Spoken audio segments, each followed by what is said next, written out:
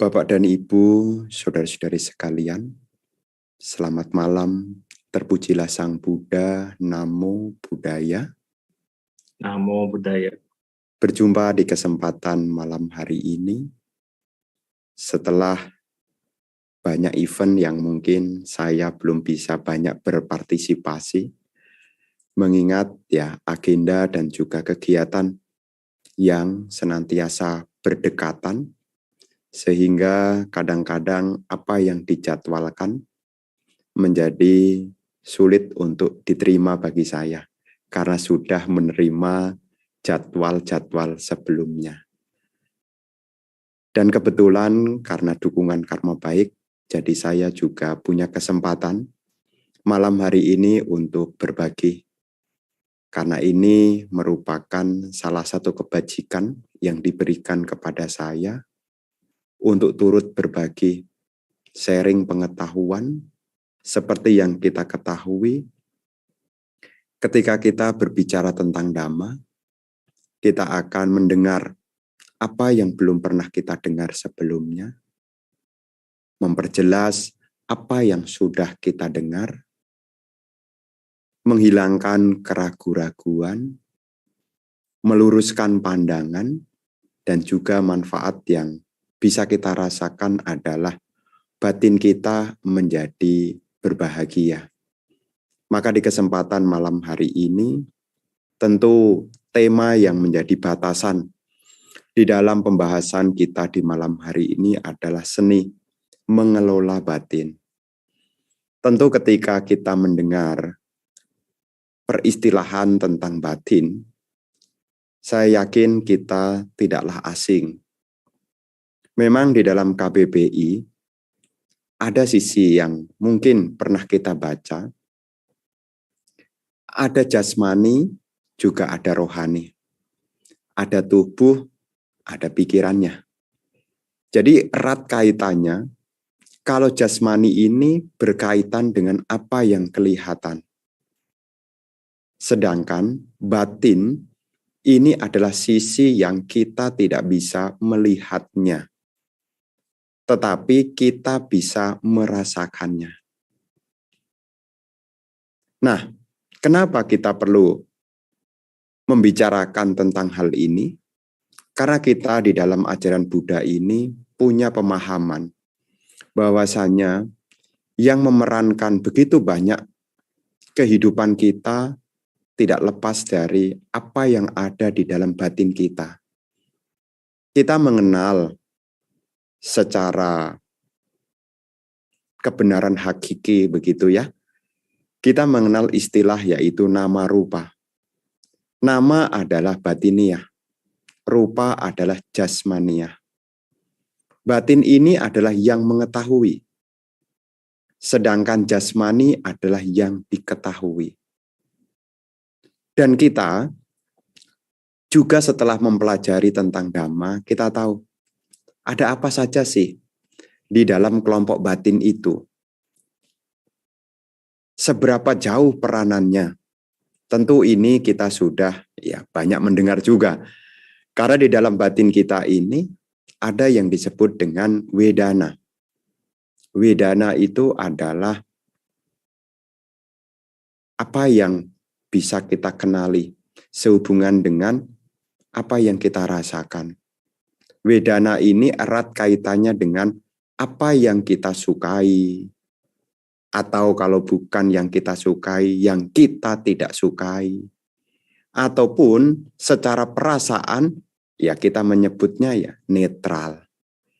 Perasaan atau vedana ini juga mempengaruhi diri kita. Dan perasaan ini juga senantiasa berubah-ubah. Bapak Ibu yang di rumah tentu menyadari apa yang dirasakan masing-masing. Perasaan yang kita miliki ini berubah-ubah, belum stabil. Demikian pula, kita punya sanya. Sanya ini adalah pengenal. Kita bisa mengenali ini kuning, ini merah, ini biru. Ini adalah sanya. Sanya ini adalah yang mengenal. Ini pun juga bisa berubah-ubah, belum stabil. Sangkara. Sangkara adalah bentukan-bentukan pikiran. Ya, bentukan-bentukan mental. Ya, seringkali kita mendengar yakni ya bentukan-bentukan batiniah. Ini pun juga berubah-ubah. Contohnya apa? Hari ini kita bisa berpikir baik. Tapi hari ini kita juga bisa berubah tuh menjadi berpikir tidak baik. Hari ini kita yakin, besok menjadi ragu-ragu. Bisa saja. Kenapa? Karena memang karakteristik dari sangkara atau bentukan-bentukan batiniah ini pun juga berubah-ubah. Demikian pula, yakni winyana, indera pengetahu. Ini pun juga berubah-ubah. Karena sesuatu yang berubah-ubah, ini menimbulkan ketidaknyamanan.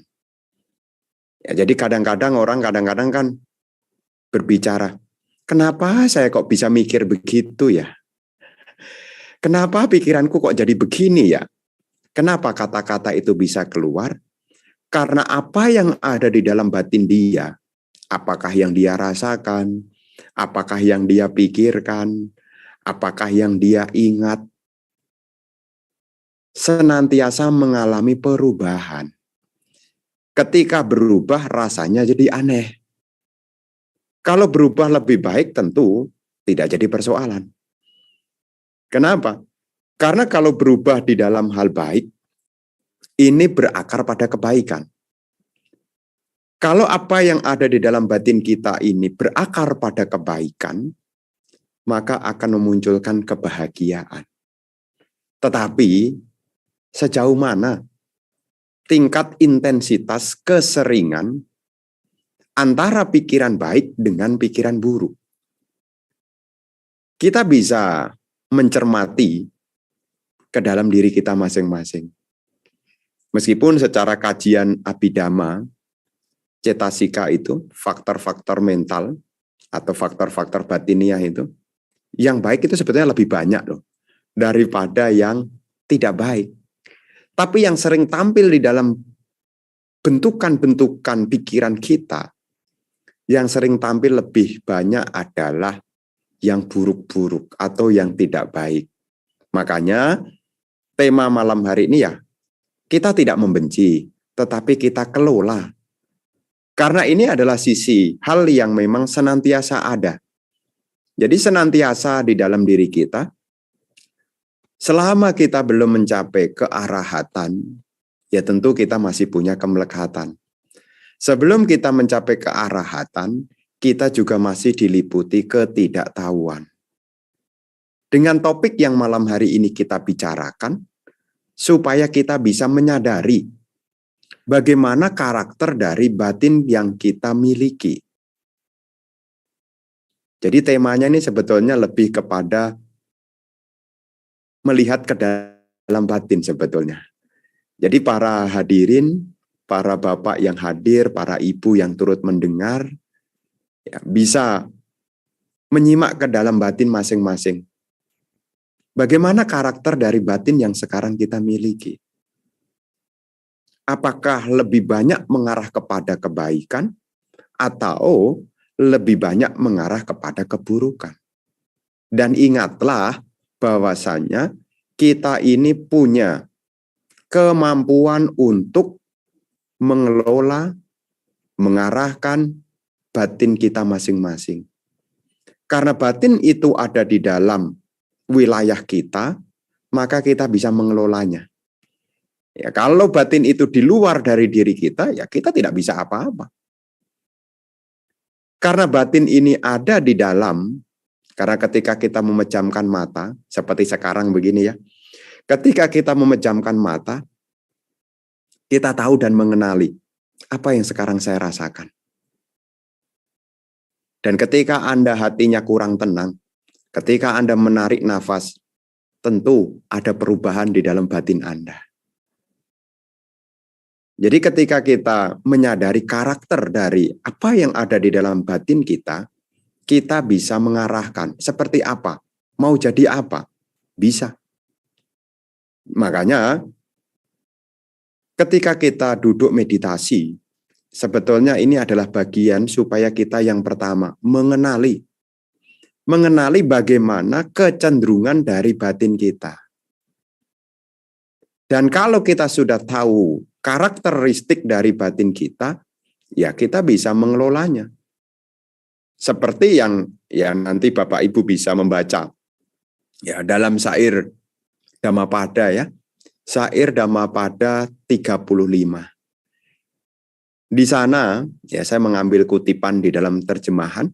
Ya, Guru Buddha menampilkan sehubungan dengan nasihat, yakni adalah hal baik, menjinakkan cipta nan sulit dikekang, gesit dan biasa mengembara ke objek yang menyenangkan. Cipta yang terjinakkan mendatangkan kebahagiaan. Jadi dari ketika kita mengenali, ya kita tahu. Dan saya pikir para Bapak Ibu yang hadir di sini, ketika berlatih mengembangkan batin, ya Ibu Bapak nanti akan melihat dan mengetahui bagaimana sih batin kita sekarang. Apakah batin kita ini sudah stabil? Ataukah masih belum stabil? Apakah batin kita ini masih perlu dilatih atau tidak perlu dilatih? Apakah batin kita ini perlu dijinakkan atau sudah terjinakkan? Pada umumnya, ya kita bisa menyadari bahwasanya, kenapa ya Bante? Kok batin ini ketika diarahkan kepada objek, kenapa dia tidak bisa diam dengan mudah? Ya karena memang kecenderungan dari batin kita ini, ya gesit. Gesit itu artinya geraknya cepat sekali. Gesit itu lincah. Ya, orangnya di sini bisa mikir yang di sana. Sudah sampai sana bisa mikir yang di sana lagi. Gesit sekali. Dan biasa ketika kita mengalami pelatihan meditasi, ketika ketemu hal yang tidak menyenangkan, dia akan memberontak. Kenapa? Karakteristik dari batin kita ini adalah gemar mencari objek yang menyenangkan. Jadi ketika kita berusaha untuk mengelola batin, ya ketika diarahkan pada objek yang membawa pada kedamaian, ketenangan, dia tidak serta-merta mengikuti. Kenapa alasannya Bante? Karena batin yang kita miliki ini, Bapak Ibu, dia lebih menyukai hal yang menyenangkan. Makanya ketika kita berlatih meditasi ya tidak ada yang aneh. Ya, tidak ada yang aneh. Maksudnya tidak ada yang aneh bagaimana? Maksudnya adalah ya, ketika ketemu hal yang tidak nyaman, ya dia akan bergejolak. Itu memang karakternya ya begitu. Ketika ketemu dengan yang menyenangkan, ya dia betah. Ya contoh, ya mungkin sewaktu-waktu ya berjumpa dengan yang menyenangkan. Kalau duduk meditasi 45 menit rasanya perjuangan. Ya, 1 jam rasanya kelamaan. Tetapi ketika sedang ngobrol yang menyenangkan, jangankan 45 menit, jangankan 1 jam, 3 jam, 4 jam, 5 jam, sampai besok pagi masih tahan. Kenapa tidak ada gejolak?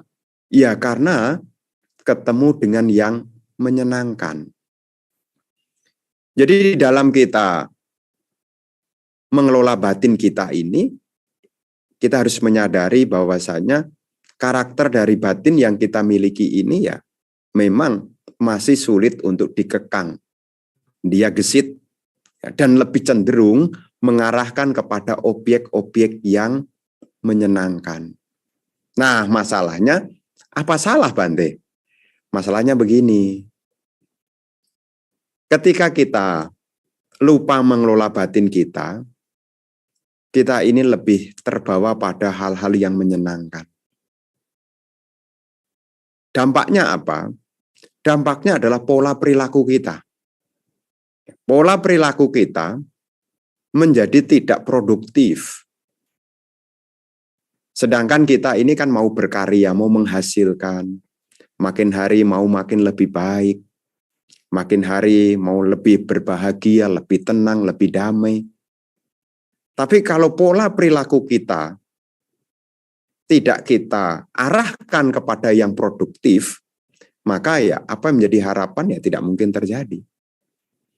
Pola perilaku kita juga tidak bisa muncul tiba-tiba. Apa yang kita lakukan sekarang ini tidak lepas dari apa yang kita pikirkan. Ya, batin kita itu mempengaruhi pola dari perilaku kita. Jadi pola perilaku kita inilah dipengaruhi oleh batin kita. Kita bergerak kemana, itu juga tidak lepas dari apa yang ada di dalam batin kita. Kalau apa yang di dalam batin kita ini adalah yang buruk, maka pola perilaku kita juga menjadi buruk. Kalau di dalam batin kita diisi dengan kegelisahan, ya pola perilaku kita jadi gelisah juga. Kegelisahan, ketakutan, kecemasan, ketidaktenangan, keraguan-raguan, itu sesungguhnya bukan muncul tiba-tiba.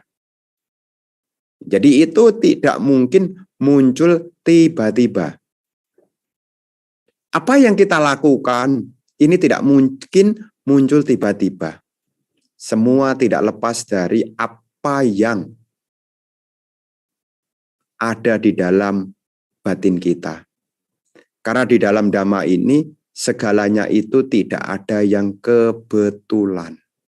Jadi tidak ada yang kebetulan Bapak Ibu. Makanya kita perlu mengelola. Ada aktif. Ya kita mesti aktif. Tidak bisa hanya berharap ya semoga ya. Kita harus aktif. Aktif bagaimana mengelola batin kita. Dan sebelum kita mengelola, kita harus kenali dulu bagaimana karakter dari batin itu sendiri. Di tempat yang lain atau di kesempatan lain, Bante pernah mengambil sebuah contoh, sebuah perumpamaan yang pernah ibu bapak juga saksikan bersama. Apa itu? Ketika bapak ibu memperhatikan gajah-gajah yang sedang berparade.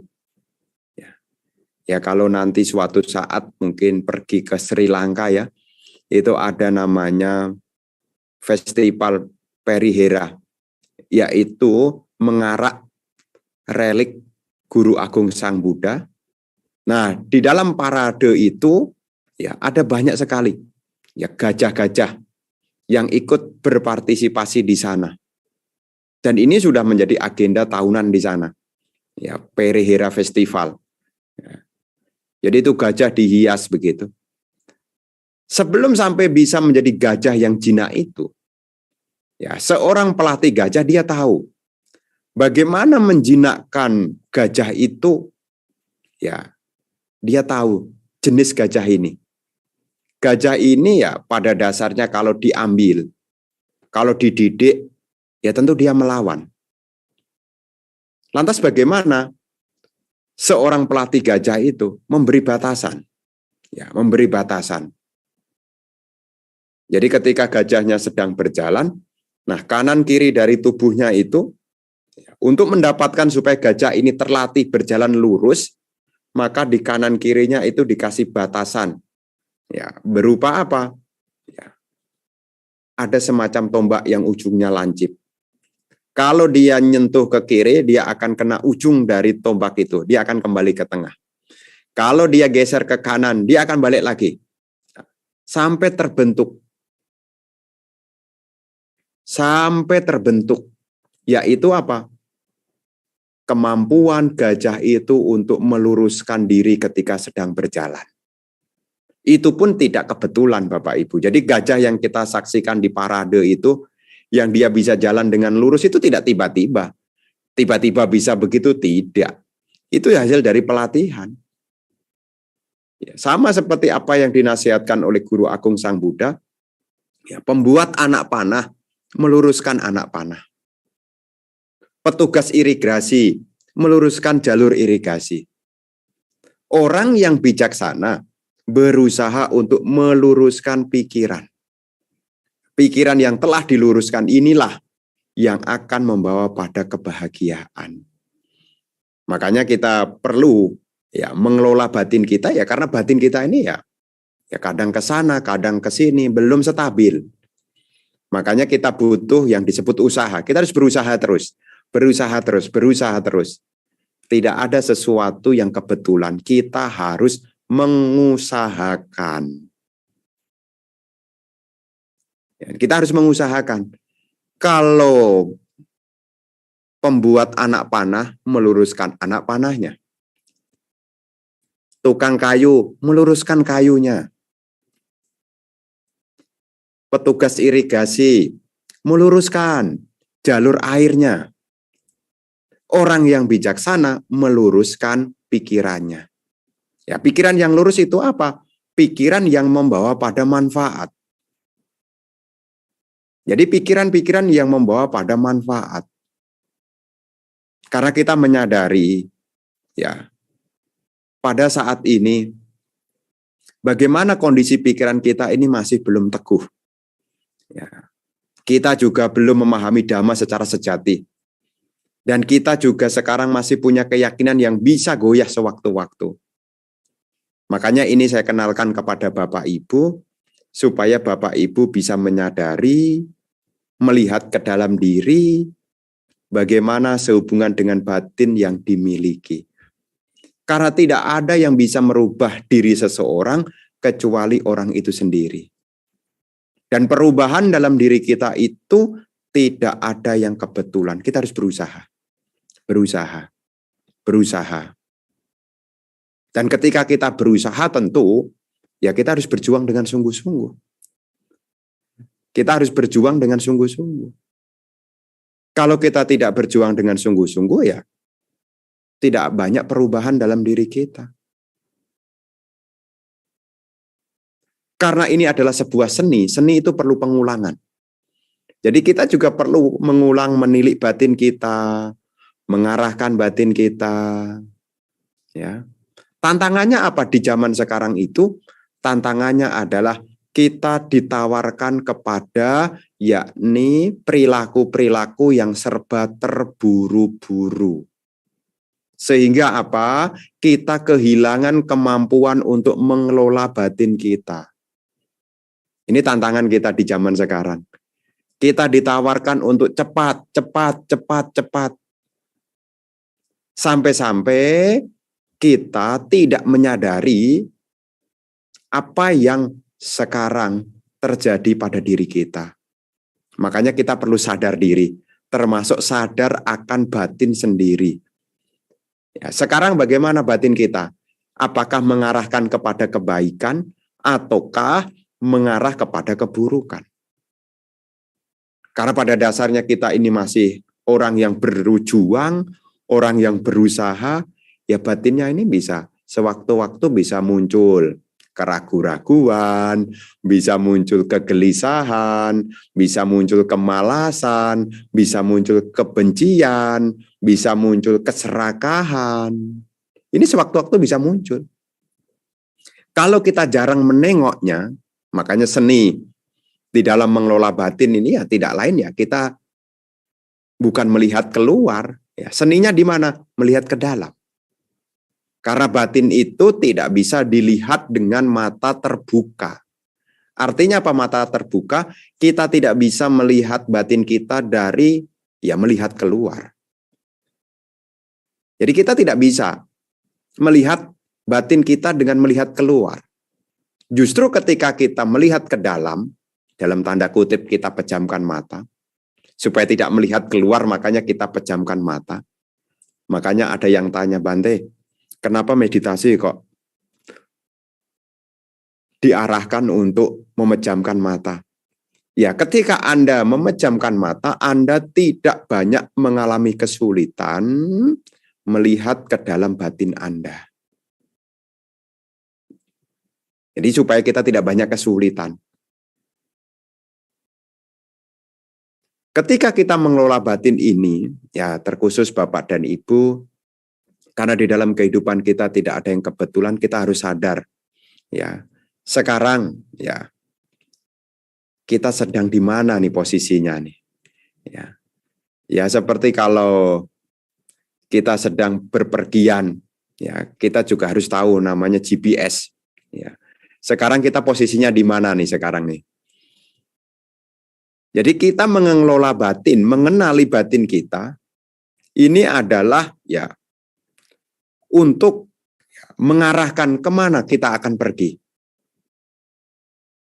Jadi ini yang akan mengarahkan kemana kita akan pergi. Jadi kalau kita pejamkan mata, kita lihat batin kita, sebetulnya kita mau kemana gitu loh.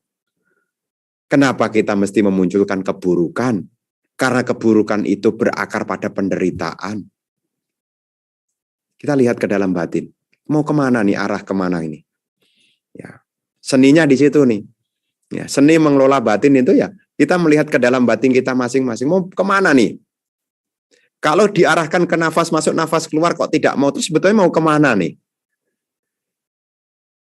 Kalau diucapkan dalam hati semoga makhluk berbahagia, semoga makhluk bahagia, diulang-ulang, kemudian gampang bosan, pertanyaan mau kemana gitu loh.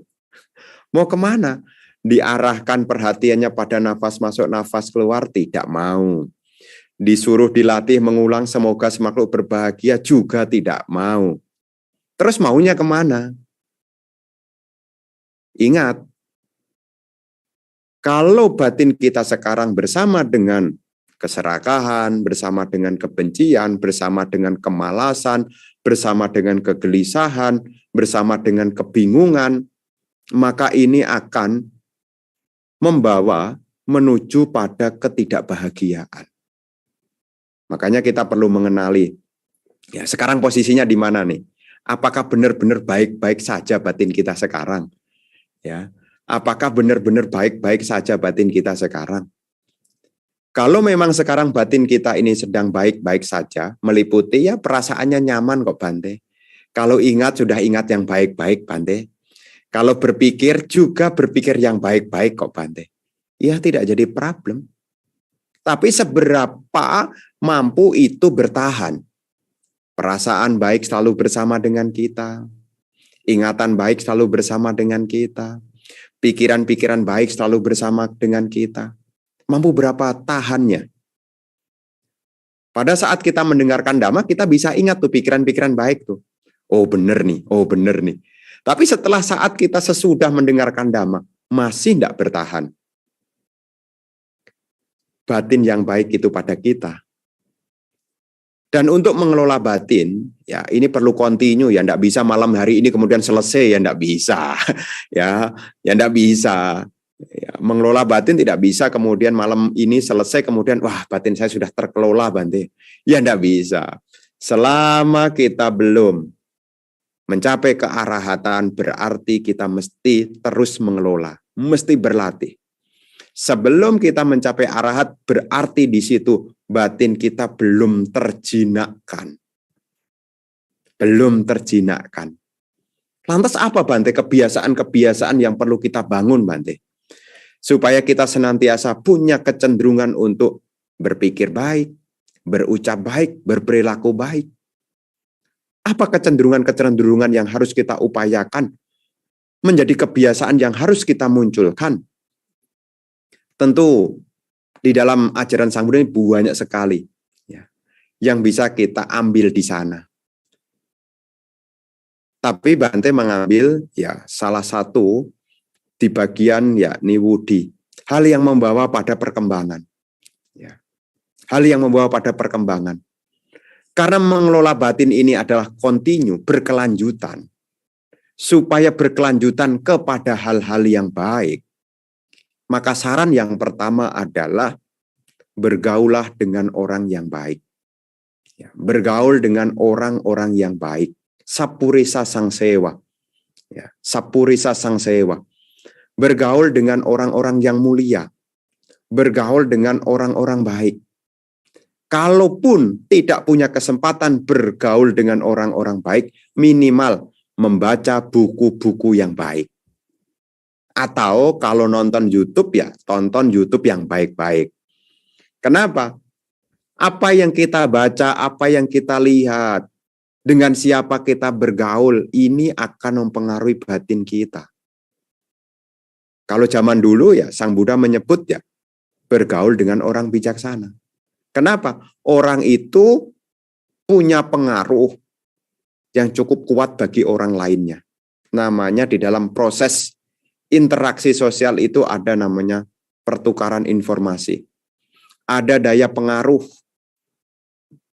Ada daya pengaruh. Jadi ada persuasi di dalamnya. Ada persuasi di dalamnya. Ada pertukaran informasi. Dan informasi yang bertukar itu akan mempengaruhi batin seseorang. Bisa dibayangkan. Kalau bergaul dengan orang-orang keliru, membaca juga buku-buku yang keliru, mendengar juga mendengar yang keliru, apa yang terjadi? Batin ini menjadi keliru. Yang semestinya kita menjadi orang yang optimis, bisa mengelola batin kita, menjadi kita merasa tak berdaya. Seolah-olah batin di luar dari diri kita. Maka yang pertama, ya Bante menyampaikan, buatlah kebiasaan yang pertama yaitu bergaulah dengan orang-orang yang baik. Bergaulah dengan orang-orang yang mulia. Bergaulah dengan orang-orang bijaksana. Karena orang yang baik, orang yang mulia, orang yang bijaksana senantiasa mengarahkan kita dari gelap menuju terang. Tidak mungkin orang-orang yang baik, orang-orang yang baik itu mengarahkan kita dari terang menuju gelap. Tidak mungkin. Orang-orang yang baik di sekitar kita, ketika kita meminta nasihat, dia akan memberi penerangan bagi kita. Ya, ini Anda bisa saksikan dalam keseharian Anda kok. Dia akan membantu kita. Ya, dia akan menstimulus kita supaya kita menjadi punya wija, punya pengetahuan. Kalau jalan buntu, dia mengarahkan. Kalau posisinya gelap, dia berusaha menerangi. Inilah manfaat ketika kita punya kebiasaan ya bergaul dengan orang-orang yang mulia, orang-orang yang baik. Makanya Bapak dan Ibu, kalau sekarang kita tidak mengusahakannya, maka di kemudian hari amat sulit untuk didapatkannya. Sulit sekali. Berjumpa dengan para yang mulia itu tidaklah gampang. Nah, ketika kita sudah berbicara, berkumpul dengan orang yang mulia, dan orang yang mulia itu menyampaikan pesan, dengarkanlah dengan yang seksama. Artinya apa? Yang kedua, Bapak Ibu mesti sering-sering mendengarkan dhamma. Maksudnya dhamma apa? Ajaran-ajaran yang membawa pada nilai manfaat. Jadi ketika Anda mendengarkan dhamma, dengarkanlah dengan seksama. Ini menjadi kebiasaan yang baik, mendengarkan dhamma.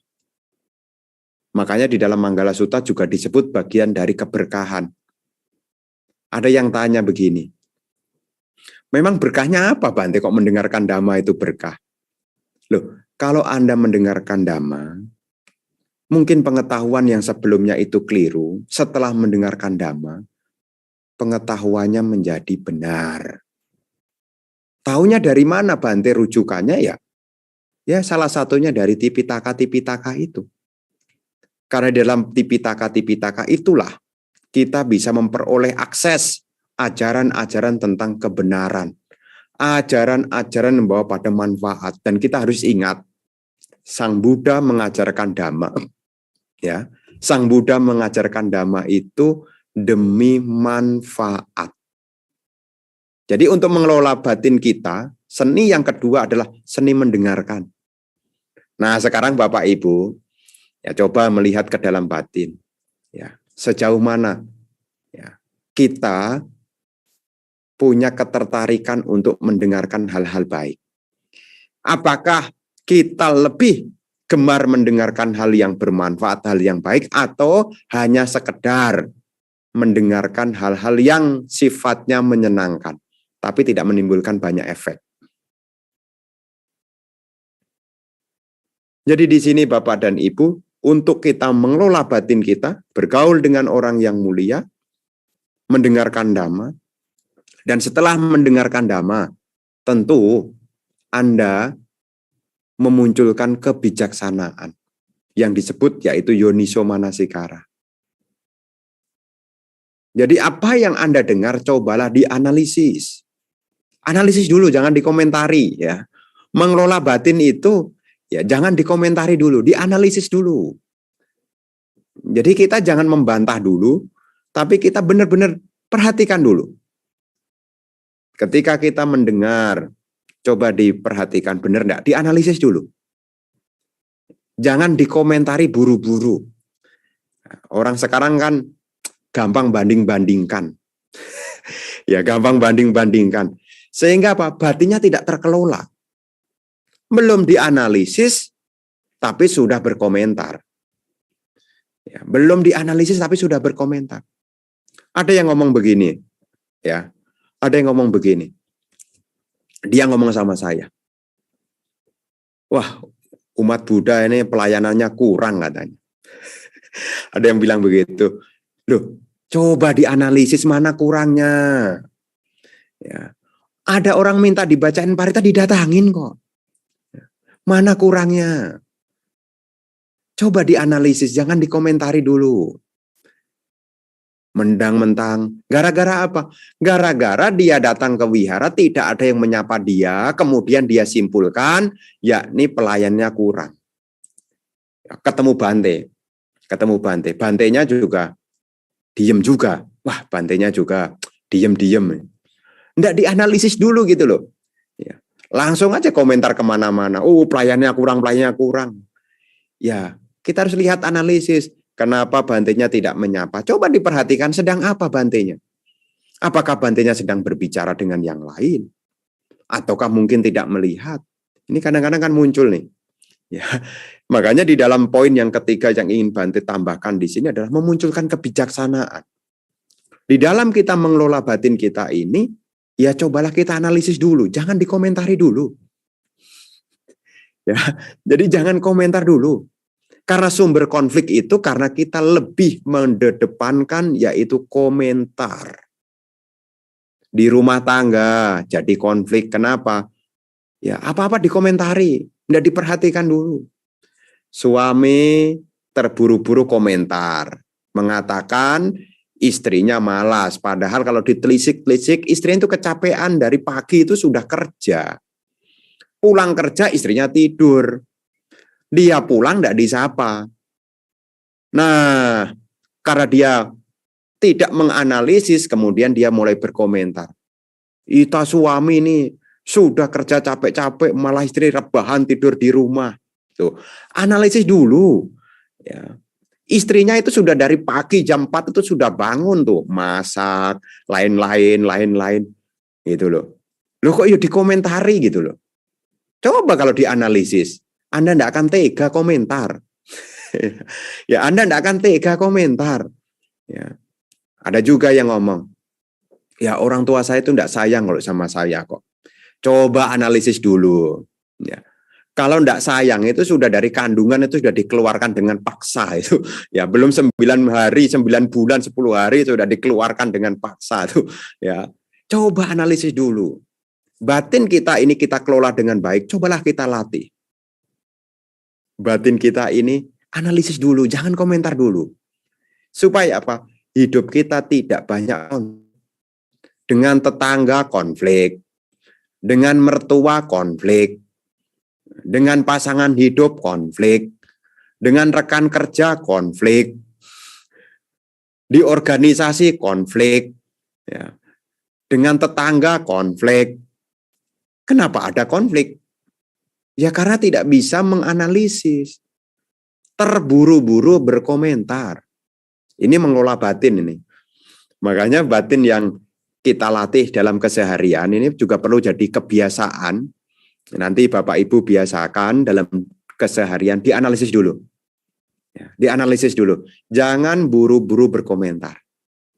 Supaya kita tidak salah paham. Ya, tidak salah paham. Analisis dulu. Jadi di dalam mengelola batin kita ini ya kita ya memunculkan kebijaksanaan dengan apa? Menganalisis. Ya seperti malam hari ini. kita membicarakan tentang mengelola batin, coba dianalisis. Bagaimana karakter batin kita? Coba dianalisis. Bagaimana kecenderungan-kecenderungan pikiran kita? Coba dianalisis. Apakah batin kita stabil? Ataukah batin kita belum stabil? Coba dianalisis. Kemudian kita analisis perilaku kita. Apakah dari sekian lama kebiasaan-kebiasaan dalam perilaku kita lebih mengarah kepada hal yang produktif atau kepada yang tidak berproduktif? Nah, coba kita analisis ke dalam diri kita. Karena batin kita ini ya perlu kita didik, perlu kita arahkan. Karena kecenderungan dari batin kita ini menyukai kepada hal-hal yang menyenangkan. Dan di dalam membangun kebiasaan, apa hal baik yang sudah kita pernah dengar, ya segeralah untuk dipraktekkan. Damanu dhamma pati-pati. Apa yang sudah didengar, apa yang sudah dipelajari, kalau itu membawa manfaat, segeralah dikerjakan. Jangan pernah menunggu. Ya, jadi dalam proses ini banyak hal yang harus kita bentuk dalam diri kita. Ya, setelah kita tahu bagaimana karakter dari batin kita tahu batin itu mempengaruhi perilaku kita. Dan dari tahu batin yang kita miliki, kita mau kemana. Dan pada dasarnya semua tidak ada yang kebetulan. Kita harus membuat kebiasaan-kebiasaan yang baik. Dan salah satu kebiasaan-kebiasaan yang bisa kita munculkan, bisa diawali dengan bergaul dengan orang-orang yang bijaksana, senantiasa mendengarkan dengan seksama hal-hal yang baik, memunculkan kebijaksanaan, jangan mudah berkomentar tapi analisis dulu, dan sebagai penghujungnya, apa yang hal baik yang sudah dipelajari, jadikanlah itu sebagai kebiasaan yang bisa dipraktekkannya. Praktekkan, jangan nunggu sempurna untuk berpraktek. Karena kesempurnaan itu hasil dari praktek berulang-ulang. Jangan menunggu lebih baik baru praktek. Meskipun belum baik, prakteklah hal-hal baik. Lama-lama batin Anda akan terbentuk menjadi batin yang membawa pada nilai-nilai manfaat. Kebijaksanaan tidak menjadi paripurna pada ia yang cipta tidak teguh, tidak memahami dhamma sejati, dan berkeyakinan goyah.